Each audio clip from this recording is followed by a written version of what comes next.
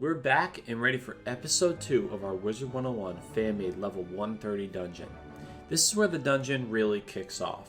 If you haven't seen the first video, or it has been a while, please go watch it, since it not only explains the first part of the dungeon, but also how these videos are going to be outlined.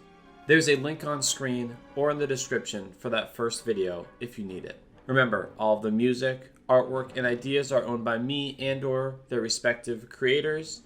If you want to repost or use any of it, please contact me. Otherwise, any use of it without consent is stealing. Please leave this video a like, comment, and perhaps subscribe.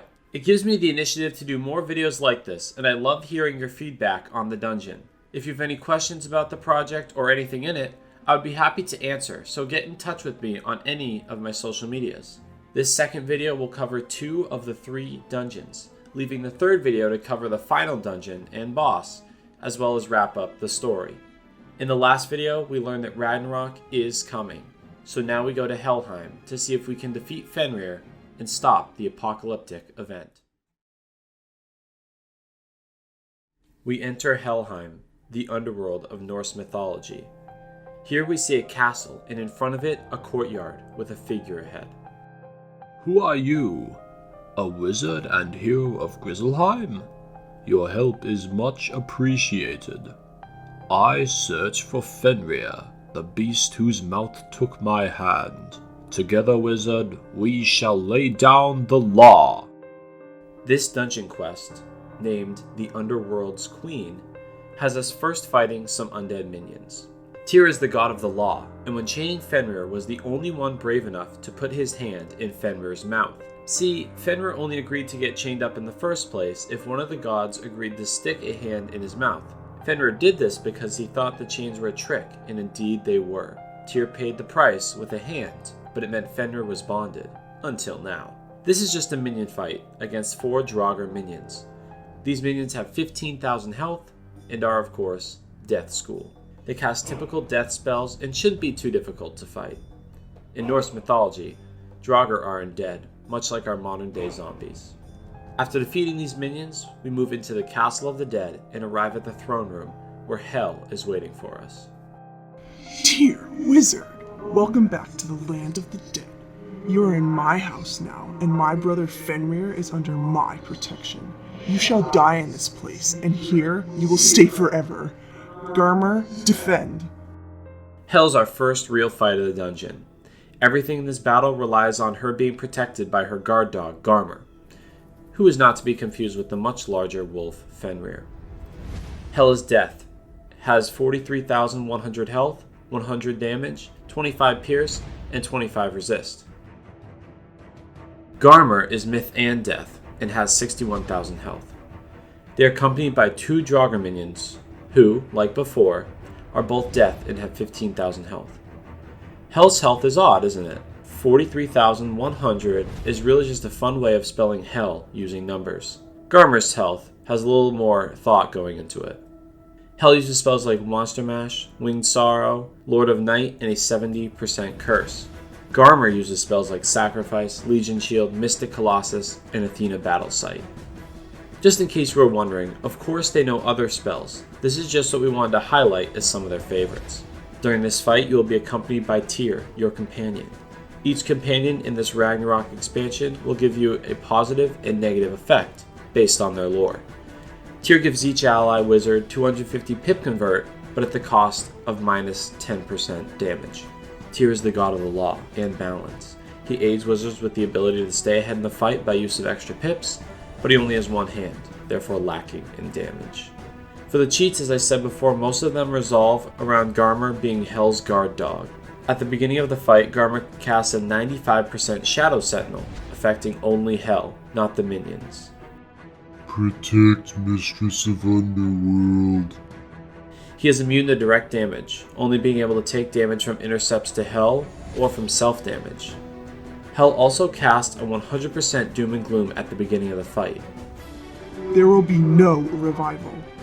If another bubble is put up, Hell will Death Heckhound, apply a 30% weakness on the caster, and put up a new Doom bubble that is 20% weaker, so now at 80% healing. Only the aura of death remains here. When those bubbles go below 0, they start counting up as damage bubbles by 20%. The air of woe leads to a more painful death. This just sticks with the theme of death, since Hell is the queen of the underworld. If you want to rely on healing, then you might want to have one of your support wizards put up a few bubbles since they're going to get hit and take weaknesses. If any traps end up on Garmr, he will sacrifice and heal Hell, ignoring traps and shields, dealing 350 true damage and removing the trap. How dare you attack my child? When I say true damage or true healing, I mean damage and healing that ignores any traps, blades, shields, infections, etc. This kind of stuff will leave everything up, ignoring it, and just hit or heal for that exact amount. Think backlash from shadow spells like Shrike. This also ignores stats like resist and pierce and damage. If a wizard ends up with more than 13 blades, Garmr will bad juju that wizard for 10,000 true damage to himself, saying on the first cast, "No compare to mistress." This cheat procs on himself up to 6 jujus.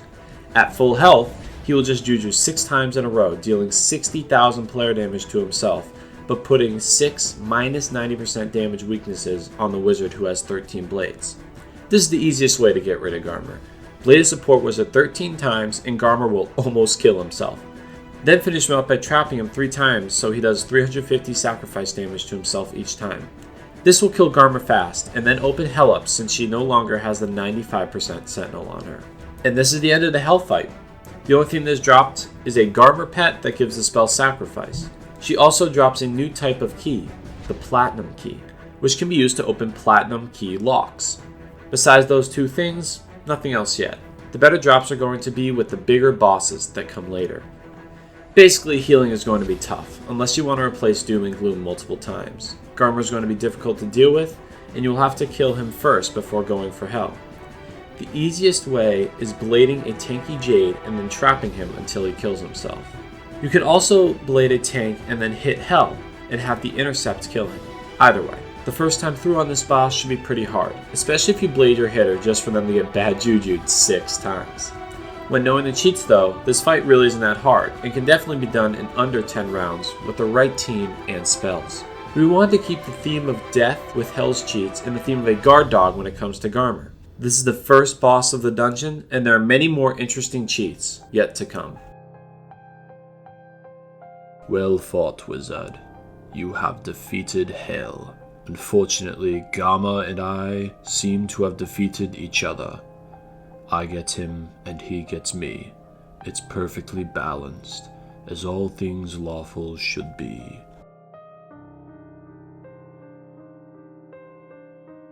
In Norse mythology, many gods die while slaying their enemies. Tyr and Garmr both killing each other is the first instance of this happening. Also, there's a Thanos quote in here. That won't be the last time a MCU reference appears. We now move on deeper into the back of the palace. Here we meet Odin, the king of the gods. Great wizard, I know who you are and the deeds you have done. Now is the time to stop Fenrir and prevent Ragnarok. In victory we shall save the 9 realms and become heroes forever.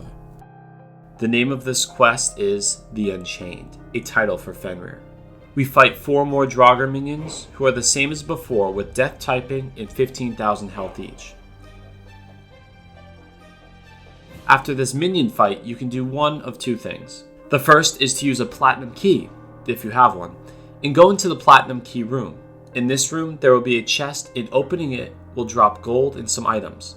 The most notable item from this chest will be the Dex. After opening the chest, you can then continue through the dungeon. But first, let's talk about the Dex. When it comes to new gear, we made complete gear sets for both Storm and Life, since I thought those are 2 of the most popular schools and would show the difference in gear that we are making. The first deck to show is the Storm deck. This is the Asgardian charged deck. As you can see, this deck is powerful when it comes to stats and even gives a power pip, but it does come with a cost. Instead of the usual 7 cards, you will now only be able to draw 6 cards in your hand. When we designed the new gear, we want to give players the option of what gear to use. We didn't want there to be an obvious best set like had previously existed. More of this will be shown later when we look at other pieces of gear. The life deck is similar in its stats, including also giving a power pip.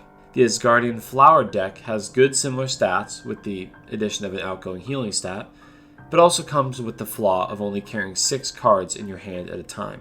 In the future, there could even be decks that give 8 cards or a shadow pip. Balance and improvement in the game doesn't just have to come with new gear getting slightly better numbers. It can come with stats that have new depth and add something new to the game. Leaving the Platinum Key Room and venturing further through the dungeon will get you to the final fight of Helheim.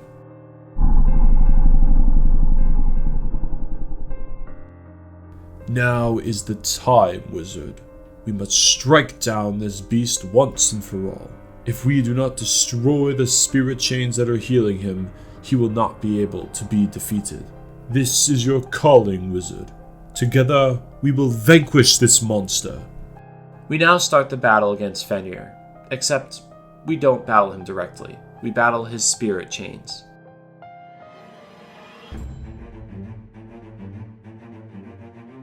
In this fight, each chain is a different school: Balance, Star, Moon, and Sun. The chains have 100% damage, 25% pierce, and 150% resist, having 20k health each. Odin helps you in this fight, giving you 8 cards in your hands. This trumps if you have a deck that gives you 6, but at the cost of 25% accuracy. Odin is infinitely wise, and his knowledge of the universe is used in allowing the wizard to have 8 cards instead of 7. He also has only one eye, so that lowers his accuracy. These stat changes help to balance the fight and make it more interesting. At level 130, you rarely have to worry about fizzling, but now you do, especially with some of the cheats in this fight. Let's get to those. Every 4 rounds, Fenrir will cast a random school AoE Heckhound that does 750 damage each round for 3 rounds. If more than 2 people cast blades or charms in the same round, then Fenrir will shake his chains and put a 100% trap on every wizard. If a wizard fizzles, Fenrir casts a blade storm scaling from 10% plus 5% every fizzle, with Odin saying, "Now is not the time to lose focus." This means that on the first fizzle, the blade storm is 10%, but on the 4th fizzle, the blade storm would be 25%. If a wizard passes, Fenrir casts an earthquake for 400 true damage. To pass is to miss an opportunity to strike. I always thought passing was a waste of a turn, and this is a cheat that severely punishes it by not only doing true damage, but also taking off all of your blades and shields. The last cheat is if a chain dies, Fenrir will howl, and the remaining chains will cast Amplify, scaling from 25% plus 10% for each chain dead. So when one chain is dead, the remaining 3 will have 25% amplifies, but when there's only one chain remaining, the amplify around it will be 55%. That concludes Fenrir's cheats, and there aren't that many, but the ones that there are can be quite difficult. Fenrir will drop the amulets for the dungeon. Before we talk amulets, let's discuss this fight for a bit. The toughest part of this fight is the 150% resist. With some gear that gives Pierce, an Infal, or Flawless, and a Shrike, that shouldn't be too difficult. The minus 25% accuracy from Odin will hurt you, especially with the cheat that has stronger blade storms every time you fizzle. Every wizard having a Flawless up will really help against the fizzling. Also, a strong healer or 2 is needed against the AoE Heckhounds every 4 turns. There is no limit to feints and traps, but only 1 blade can be cast around safely. Most importantly though, is that you should always have a spell ready to cast every turn, since passing will trigger an earthquake that will take away every blade and shield. Fenrir is a giant beast, and his chains and rampage across the worlds is what defines him. At his worst, he has the top of his mouth reaching the sky, and his jaw hitting the ground, and he can just devour everything in sight. We want to make this fight against him a losing and uphill battle, in the sense that he gets stronger and stronger as the battle goes on. The amulets that Fenrir drops are for every school, but we're only showing those for Storm and Life here. The Storm amulet is the lightning-held Brisingamen. Brisingamen is a powerful necklace worn by the goddess Freya. This amulet is an upgraded Morganth amulet. Those amulets are strong, we want to reflect that in this upgrade. As far as balance gear goes, especially for PvP, we didn't think too hard about that. Instead, we focused on wanting to make gear that was new and exciting to go get and bosses that were satisfying to defeat. The Life amulet is very similar in its stat shift. This is Freya's Brisingame of fertility and love. So I find the amulet to be the most boring of the gear we created, just being plain stat upgrades. When we get to the other pieces of gear, they will have interesting new inclusions, just like how the decks were strong but had the setback of only having 6 cards in hand. Wizard, I have been mortally wounded. These are my last moments. As a god, I never expected this day to come. You have fought well, and my son Vidar shall finish off the beast. See you in Valhalla, valiant one. And like Tyr, Odin dies. He is avenged by his son Vidar, who in mythology uses his shoe to kill Fenrir by ripping his jaw apart. Now we exit the dungeon and meet up again with Rat on the tree.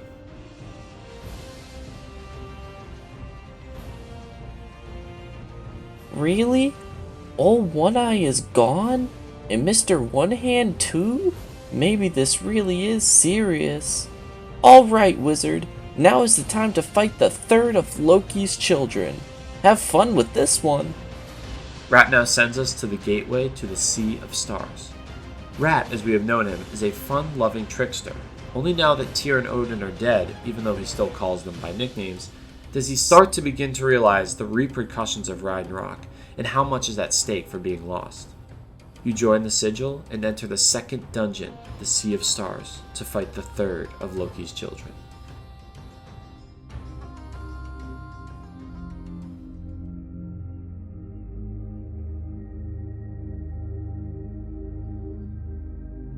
And who are you?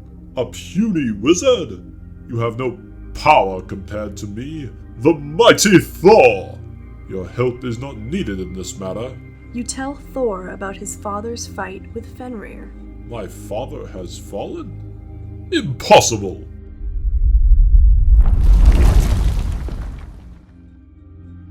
What was that? Another challenge for my strength? Come meet your doom! This quest is called Stormbringer.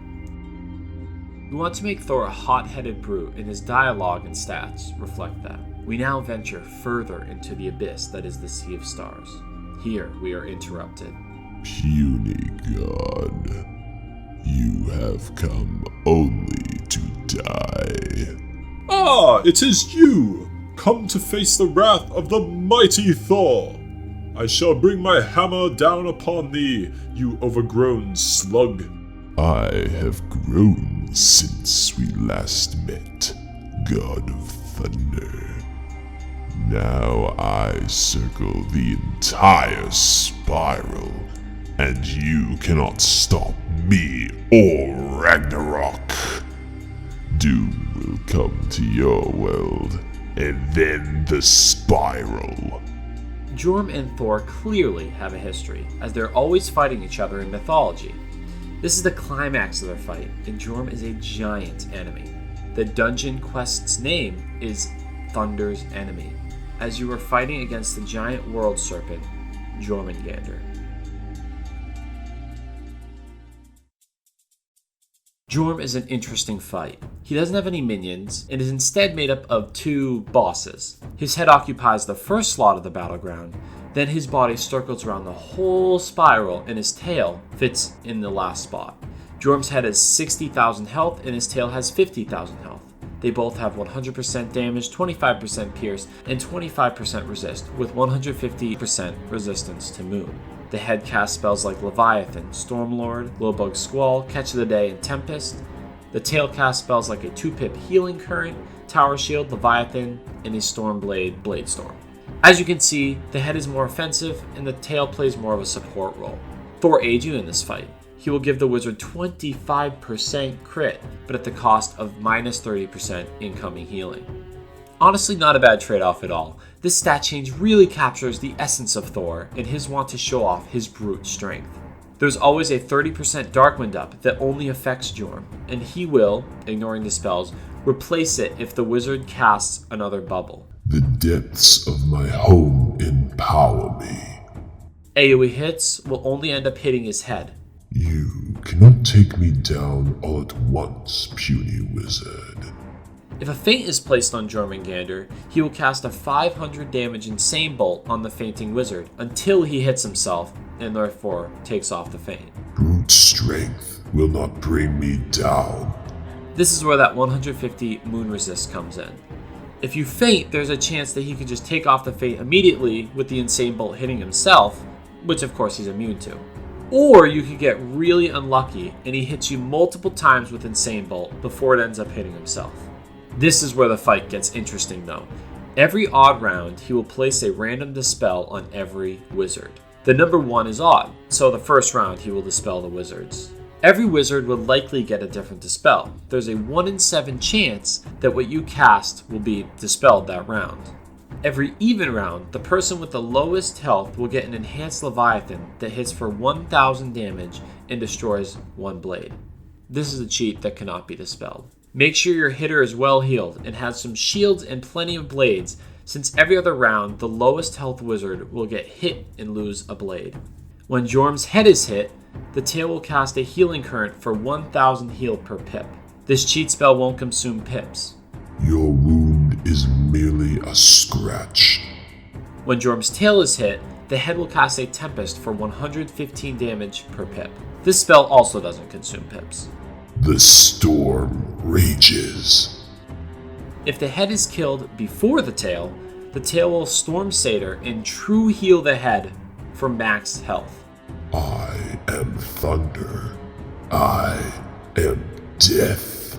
Yes, that is a Smog reference.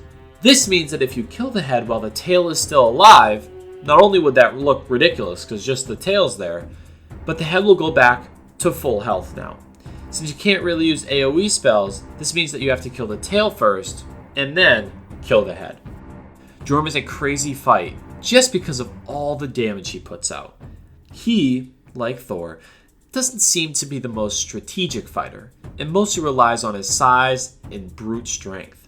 Every other round, he will put a random dispel on the wizards, and the rounds opposite of that, he will cast a Leviathan on the lowest health wizard. Keep your damage dealer alive, and go for a large single hit on the tail. When the tail is dead, go for some hits on the head. The best strat is to put a lot of traps and a few blades, since he can take off the blades with his cheats, but also with spells like Lowbugs and Sirens. Shielding and having heals up is super important, but remember, you all have 30% less incoming healing because of Thor. Hitting the tail will make him Tempest you, so try to kill it in one shot so he only Tempests once. The Jorm fight is difficult, so make sure you have some Jade Wizards and maybe some bad Jujus. Defeating Jormungandr will drop the Athames and rings for the dungeon. Let's go over Athames first. Storm's Athame is rightfully called Jormungandr's Stormy Tooth, and would resemble a knife made from his sharp tooth. This Athame sees a big spike in damage. Most Storm Athames before had 16, 17, or 18% damage, but you got those at level 100. This one now gives 22% and includes an upgrade in other stats as well. It also gives quite a few jewel sockets. But since this Athame is too good, of course there's a negative, and we want to add a new mechanic. Now you will start the fight with a plus 25% damage trap on your wizard if you use this Athame. As fun as just straight up minus stats are, and those will be seen on the rings, we want to add something even more unique. Depending on your school, you will have a negative effect already on your wizard at the start of a fight. Let's check out Life's Athame. This is Freya's Sword of Sunshine, a famous sword that you may see later in the story. This Athame is not only an upgrade in damage, but is also now the premier healing Athame for life wizards. This comes at a cost though, as the wizard using it will start the battle with a minus 30% infection. This negative effect is a pretty serious one. Since this Athame is not only going to give you strong damage, but also healing, we want to make sure its negative effect was a little worse than the Storm one. But if you're primarily a life hitter, which I think is the dumbest thing ever, then this infection should have little effect on you. Let's look at these new rings. Storm is first, of course, and is getting the Draupnir of the Cloudy Sky. Draupnir is a gold ring possessed by Odin and has the power to multiply itself. This is why every school ring dropped from this dungeon will be a form of Draupnir. Storm's Draupnir will continue the path that the Mimic ring started by giving both critical and damage stats. These stats are all upgraded but come with a cost. Storm wizards wearing this ring will now have 10% less accuracy. This puts Storm wizards in an interesting place. The minus accuracy is a setback on accuracy that was already a struggle to get to 100%. But Eric, you might be saying, this stat won't affect my Storm since he has fine accuracy well over 100 due to Malastare robe. To that I say, wait until you see the new robe in the next video and then decide how important accuracy is to you. Life has a ring also, the Crusading Rainbow Drakenir. This ring is crazy. It, like the Life Athame, not only has crazy damage stats, but also healing stats. The outgoing healing, damage, and critical on this ring really is something. But again, it does have a negative. Users of this ring will now take minus 70% incoming healing. This sounds really bad, but if you are healing yourself and you have a 6% outgoing jewel and a 6% incoming jewel socketed on this ring, that is around a net minus 31% heal on yourself. On the other hand, the heal for your team is larger, and you now have an extra 101 critical, which could activate on a heal. As I've said before, having gear with just upgraded stats is kind of boring and a no-brainer to equip. Now we have gear that not only makes you question if you want to use it, but also makes you play around using it. Think starting a match with an infection. Alright, anyway, back to the story. No, this cannot be. I am bested by a fool and his tiny wizard friend. You shall fall too, fool of thunder. You have but 9 paces. Nobody can stop Ragnarok. Ha! We slayed that foul beast with great splendor, all thanks to the mighty Thor! What? Little wizard, I don't feel so good. Thor stumbles over to you. After 9 paces, he falls to the serpent's venom. With the slightly Spider-Man turning to dust exit line, Thor walks 9 paces, as he does in mythology, and falls dead. So far, 3 gods and their opponents have slayed each other, but that's not where this trend ends. We then leave the Sea of Stars, having Jorm as the only fight in that dungeon. We meet back with Rat on the tree. Thor gone too? I like that big oaf's gusto. Aw, nuts. Maybe the end of the spiral really is near. Alright, wizard. Now is the time to journey to the Palace of the Gods. I thought I wanted the end of the world, but not like this. Not with so many more pranks to pull. Help us, wizard. You are our only hope. Rat was once a trickster who seemed to care very little about Ragnarok and only helped you because he owed you after you beat him in a fight. Now he's coming to terms that this might be the end of his world and even the spiral. On this note, it is time to confront Ragnarok, the fate of the gods. Here, Asgard is the final dungeon and home to the final boss. But that's where we stop the story for this episode. Next video will cover Asgard and then conclude the whole dungeon. That video will show off the rest of the story along with its bosses, the rest of the gear, and even the new spells. After that, I will edit together one long video of the dungeon, taking out my commentary so you can experience the whole thing together in the closest way to if it was actually a dungeon that existed. Thank you guys so much for watching and all of the support. Make sure you leave a like, comment, and subscribe if you haven't already. If you have any more questions about the project, I love talking about it, so let me know on one of my social medias, and I'll be working hard to put together the next 2 videos. Remember, all of the music, artwork, and ideas are owned by me and or their respective creators. If you want to repost or use any of it, please contact me. Otherwise, any use of it without consent is stealing. And with that, I hope everyone has a great day. See you next time.